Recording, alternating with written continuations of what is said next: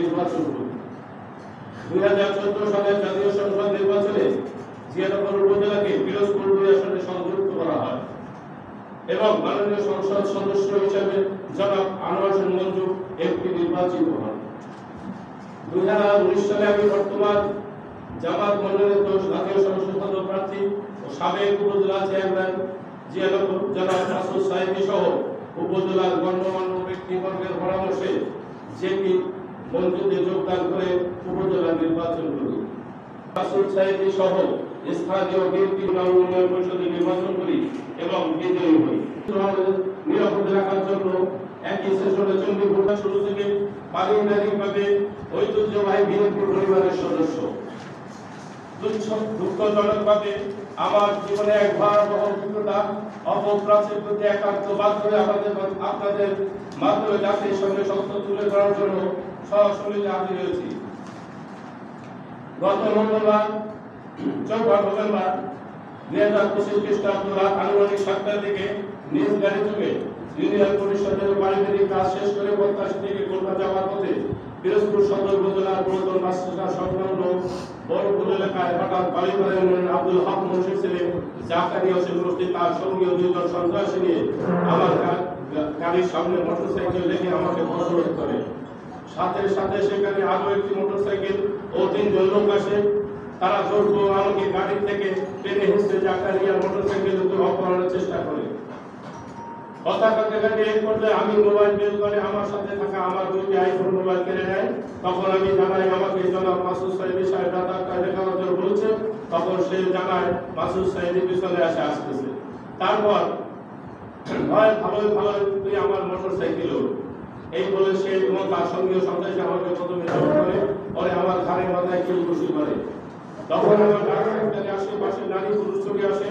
তখন তারা সেখান থেকে সরে যেতে চাইলে স্থানীয় লোকজন বাধা দেয়। হয়তো সেখান থেকে কেউ পুলিশকে ঘটনাস্থলে অবহিত করে। পিরোজপুর সদর থানা পুলিশের টিম আমাকে উদ্ধার করে সদর থানায় নিয়ে আসে। জাকারিয়া সঙ্গে থাকা অন্যান্য পালিয়ে গেল। জাকারিয়াকে পুলিশ ভ্যান করে থানায় নিয়ে আসে। থানায় পৌঁছালে আরো 15 মিনিটের মধ্যে জনাব মাসুদ সাহেবী সাহেব আসেন এবং অল্প সময় পরে সেখানে জেলা জামাতের সেক্রেটারি জলিলুল সাহেব, সহকারী সেক্রেটারি জনাব আব্দুল রাজ্জাক সাহেব, পালিয়াট ইউনিয়নের জামাতের সেক্রেটারি মোহাম্মদ জালাল হোসেন এবং তার 1 ঘন্টা পরে আল্লাহ সাইদি ফাউন্ডেশনের চেয়ারম্যান ও জামাতের 2 আসনের এমপি প্রার্থী জনাব শামীম সাইদি সাহেব আসেন। 2014 সালে অনুষ্ঠিত জিয়ানগর উপজেলা নির্বাচনে উপজেলা চেয়ারম্যানের প্রার্থী হিসেবে জনাব মাসুদের মোহাম্মদ নাসিরউদ্দিন, জেলা দলের নেতৃবৃন্দ, সাংবাদিক সংবাদ নিয়ে আমার 2টা প্রত্যাশী সহ বিভিন্ন এলাকা থেকে আমরা শুরুতে প্রায় শতাধিক মোটরসাইকেল চলে 2-300 লোক সদর থানায় জড়ো হয়। পরিস্থিতি বিবেচনায় সদর থানা ভারপ্রাপ্ত কর্মকর্তা মহোদয় জনাব নজরুল ইসলাম, জনাব শামীম সাইদি, জনাব মাসুদ সাহেব বিষয়টি মীমাংসা করার অনুরোধ করেন। উৎসাহিত সম্মানিত ব্যক্তি উপস্থিত সম্মানিত ব্যক্তিদের সম্মানে তারা যে সিদ্ধান্ত আগে মেনে নেওয়ার সম্মতি দেয়। চাঁদা দাবি অপরাধ চেষ্টা আপাতত কোনো মামলা করা ভবিষ্যতে জাকারিয়া আমার কাছে কোনোবার চাঁদা দাবি করবে না এবং এখানে ভিন্ন কর্মকাণ্ডে জড়াবে না। আমাদের আইফোন যদি ফেরত দেবে এই মর্মে আলোচনা হয়। আলোচনার সময় মাননীয় মাসুদ সাহেবী উচ্চ স্বরে বলেন, শাহী হলদার আমি চেয়ারম্যান বানিয়েছি, সে আমার চেয়ারম্যান।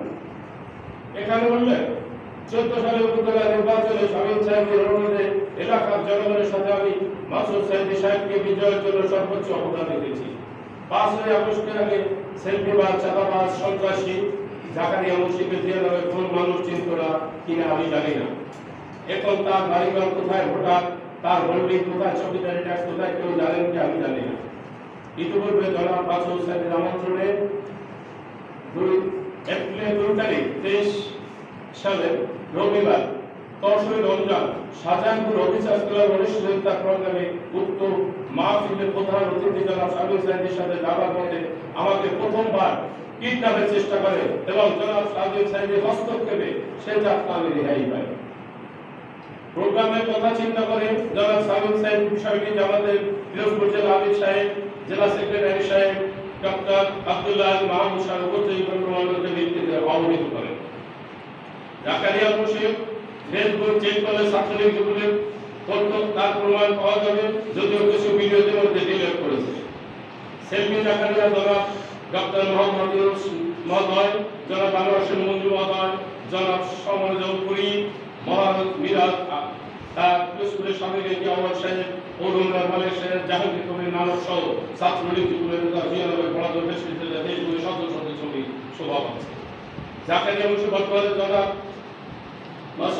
মাসুদ সাইদির সাথে সবসময় সেলফি নেয়, তার সাথে કોઈ সম্পর্ক আমি জানি না, তার সকল প্রোগ্রামের মধ্যে ভূমিকা রাখে। পিরোজপুর অফিস পাড়ায় সবাই জানে তিনি মাসুদ ভাইয়ের লোক। জাকারিয়া মুন্সি বিভিন্ন সরকার ছেলেদের বুঝতে আমার কাছে 5 লক্ষ টাকা চাঁদা দাবি করে তার আগে আমাকে হত্যার উদ্দেশ্যে আমাকে অপহরণ করার চেষ্টা করে বলে আমি ধারণা করি। বর্তমানে বিভিন্ন মাধ্যমে আমাকে হুমকি দামকি ও চুপ না করলে হত্যার হুমকি দিচ্ছে। এই কুখ্যাত আত্মার সন্ত্রাসী গতবার সম্বন্ধে যা বলেছে তা নিজেকে আড়াল করার জন্য সম্পূর্ণ ডাহা মিথ্যা কথা। আমার বক্তব্য সত্য, এখানে যা কিছু বলেছি তা যে সম্পূর্ণ সত্য, তার প্রমাণ অন্য কোনো ব্যক্তিগত 4 তারিখ সাংবাদিকদের কাছে একটা সাক্ষাৎকার ইতিমধ্যে এই জাকারিয়া মুন্সি আল্লামা সাইদি ফাউন্ডেশনের সামনে জনাব হাবিবুর রহমানের হোটেল দখলের চেষ্টা করছিল, আপনাদেরকে আমি অবগত করছি। আজ আমি দুঃখের সাথে লক্ষ্য করছি অভিযুক্ত জাকির হোসেন মুন্সি নিজে পিরোজপুর প্রেস ক্লাবের সাথে নভেম্বর সম্মেলন করে ঘটনা সম্পূর্ণ উল্টো বর্ণনা দিয়েছে, যেখানে আমাকে দায়ী করে বাংলাদেশ মিথ্যা রাজনৈতিক উদ্দেশ্য স্বাক্ষর করতে হলো, গুম করার চেষ্টা করতেছিল। এটাও আপনাদের কাছে আমার সাথে আমার সুসম্পর্ক ছিল, তাই জাকারিয়া অভিযোগগুলো সম্পূর্ণ ভিত্তিহীন প্রমাণ করা ছিল। একজন সন্ত্রাসী আসলে সংসদ সদস্য যারা নির্বাচন করবে পরবর্তী নির্বাচন ওদের কর্তৃত্বকে আমি যেহেতু ওনাদের উপর দায়িত্বভার দিয়েছি, এই জন্য এখানে আমি কিন্তু ওনার সঙ্গে আরো আগে করার কথা, যেহেতু আমি ভিক্টিম, আমি করিনি ওনাদের সম্মানের হানি হতে পারে। কিন্তু আমি গতবার দেখলাম জাকারিয়া সাহেব দেশের সংঘর্ষ উল্টো, মানে গ্রামের ভাষায় বলে মাসে খোঁজ ভাবনা এরকম। তাই আজকে আমি করতে বাধ্য হয়েছি, না হয় আমি আজকে হয়তো করতাম না, ওনাদের প্রতি সম্মান দেখে। এরপরে যদি আমার প্রতি অ্যাটাক হয়, একে চলে আমি না দেখাই করুন আমি জানি, তবে আপনাদের অবহিত করে যাই আমি যেগুলো আমার অ্যাটাক করতে আমি একা চলি, আমার সাথে কোনো সন্দেহ থাকে না, আমার সাথে কোনো দেহরক্ষী নেই, আমি আমার ড্রাইভার থাকি সর্বোচ্চ।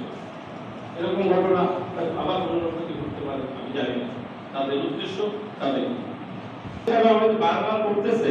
এটার পিছনে আমি এখনো আসলে রাজনৈতিক